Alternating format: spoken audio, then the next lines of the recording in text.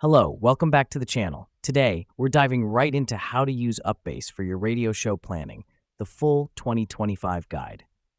Kick things off by logging into your UpBase account. Now that you've done that, you'll find yourself on the home page. This is your command center where you'll manage all radio show planning. Next up, navigate to the Plans section. This is where you'll schedule your shows, plan out segments, and assign tasks to your team. It's crucial as it helps keep everything organized and running smoothly. Now, click on the Add New Plan button. Here, you'll input all the details for your upcoming radio show. This includes the show's name, the date, time, and duration. You'll also add in any special notes or reminders here. The reason we do this is to ensure you don't forget any important details about your show. Once you've filled in the details, hit the Save button. This locks in your plan and makes it visible to your team.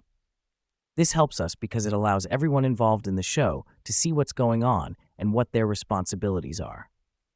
Now, let's assign roles. Click on Team Assignments and select the team member for each task. This ensures everyone knows their role and what they need to do for the show. Lastly, you'll want to set reminders.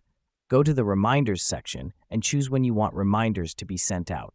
This helps keep you and your team on track, making sure no one forgets about the show or their tasks. Let me explain why this matters.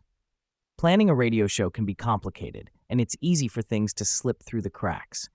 Using UpBase for your planning helps to simplify the process and ensure that everything runs smoothly.